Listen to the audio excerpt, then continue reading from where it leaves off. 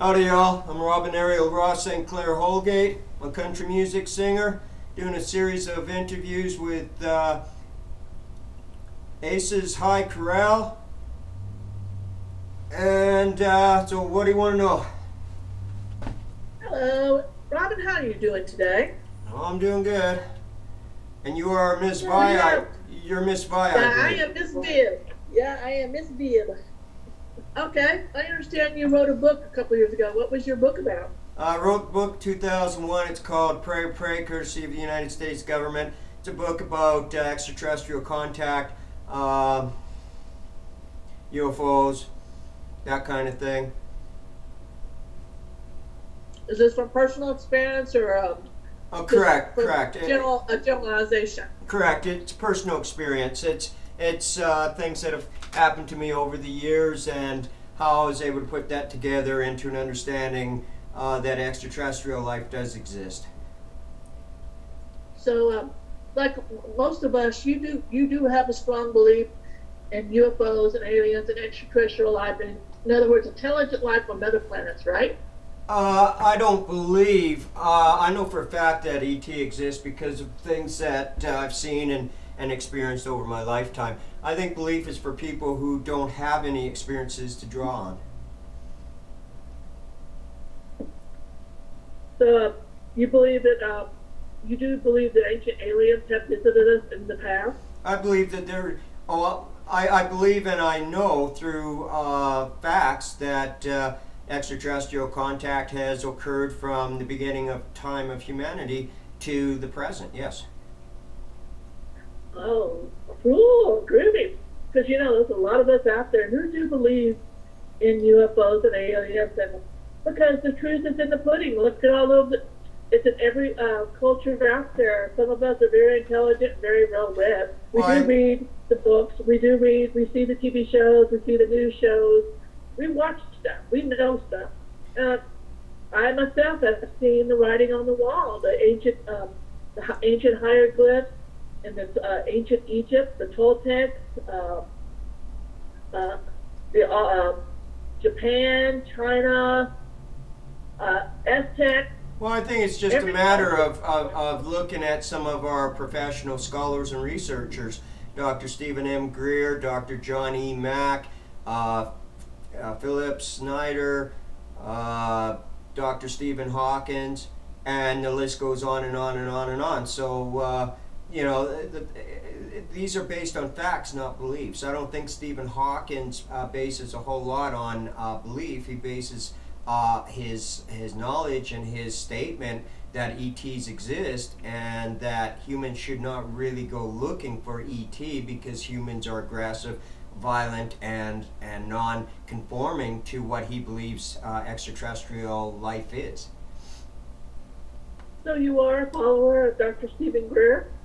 No, I wouldn't say I follow him. I said I would say that I agree with him trying to bring forth or bring out the facts in relation to ET.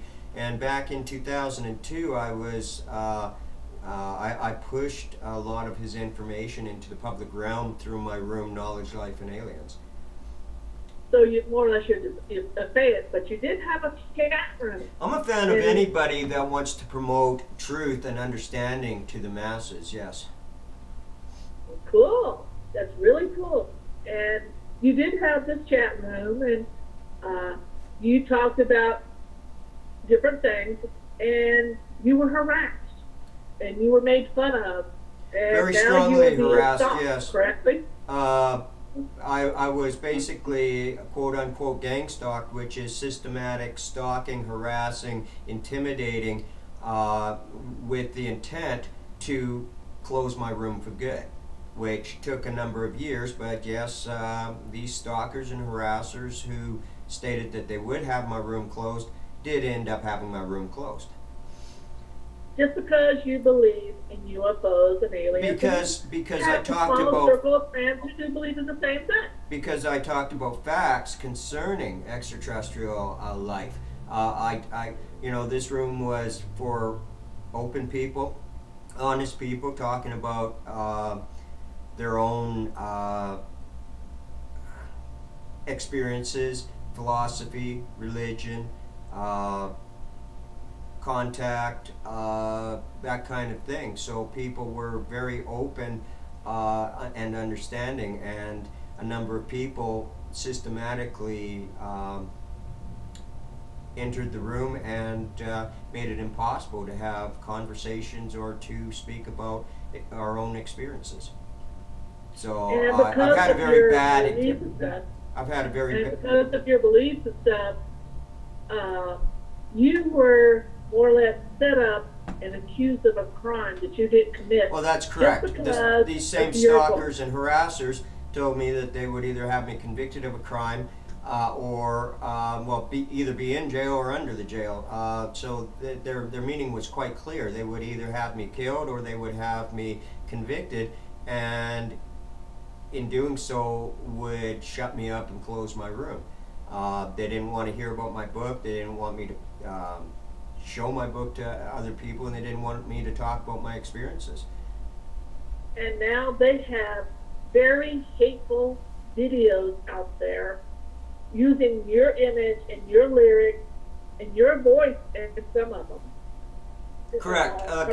Gang stalking activity allows people to systematically harass and intimidate other people, and they're using copyrighted material when they use my image. They're using copyrighted material when they use lyrics from my songs, such as perjury. And it seems that even though these videos go totally against YouTube policy, YouTube still allows these videos to run. Even though they are harassing in nature, they are targeting an individual, and they are bullying and cyberbullying. I have a number of fans or people, people that I've worked with that have done videos as well in defense of myself. And these videos very blatantly state that I'm not, they don't believe I'm guilty of this crime. They talk about their own experiences with these stalkers and harassers, and pretty much lay waste the concept that I am a criminal. I may be a convict, but I didn't do this crime. Your crime was made up. In my opinion, you were set up, and they actually brought that book into your trial. They brought that book into the trial. My book was brought into the trial. What also was interesting is that even after I was convicted, the stalking still continued, the harassment still continued, not only against myself, but against country music broadcasting, against other people associated professionally with country music, and myself. And some of these people have come forward. Shirley Mae Smith of Vermont, USA. David Goff, who is a country music artist with CMB in Australia, did a video a number of years ago stating that this stalking and harassment had led up to my conviction and what happened when he came to Clovis, New Mexico to testify in my case. He was not allowed to testify. That's what's really wrong, because, you know, people, that's a big thing now, cyberbullying. A lot of teenagers have killed themselves over this. Absolutely, and the shameful thing about these bullying videos is that nobody's doing anything about them until after something has happened. And it's a real shame. Kids should not be bullied at school, they should not be bullied on the net, and they should not be bullied in physical. And these are grown adults. You know, I'm 50 years old. I'm 49 years old, and I'm being stalked and harassed and intimidated, and I would not allow these bullies to stop me from singing my music, playing my songs, or writing more songs, or doing covers even. Almost every song I sing has a bearing on who I am and my life. You know, what's so sad that these people that are stalking you are not children. They're not teenagers. These are grown people. These are grown people that have, for some reason, decided they were going to target an individual, and that individual being me. And they have threatened you with their little video. Not only have they threatened me, but they harassed my probation officers in the 3 years that I was on probation. They've harassed a number of people. Like I said, there are videos now up talking about this harassment, talking about how they were harassed, and giving supposition and the reasoning for why they believe that they were harassed. It's just so sad, and that you were incarcerated and locked up for a crime you didn't commit. But because of this, you started singing from the heart, singing for what you believed in, singing just to be singing. True? Exactly. I sang to get through the days, and as I sang, I found that I was creating a fan base, and people were listening to my music, and I sang about 1,500 covers over the past 3 years, of which most of them have been taken down because they're using backing tracks that are copyrighted to karaoke companies and so on and so forth. But I've done over 20 original songs, and most written by me, but a couple written by other people, Shirley Mae Smith, and so on and so forth.